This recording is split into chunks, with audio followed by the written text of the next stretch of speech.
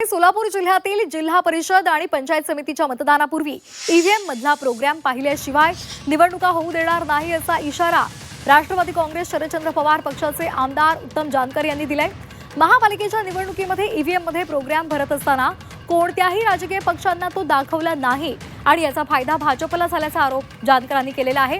त्यामुळे आगामी निवडणुकीमध्ये ईव्हीएम मधला प्रोग्राम पाहिल्याशिवाय त्या निवडणुका होऊ देणार नाही असा इशारा त्यांनी दिलाय। या ठिकाणची मशीन सुद्धा तपासली जाईल, त्यामधला प्रोग्राम तपासला जाईल आणि तरच निवडणुका होतील।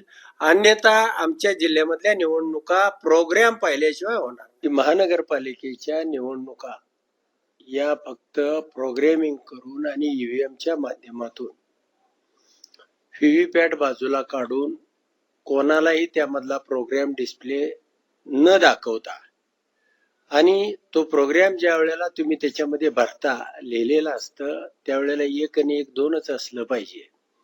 पण तो प्रोग्राम ना कुठल्या पक्षाला दाखवताय ना त्या उमेदवाराला दाखवताय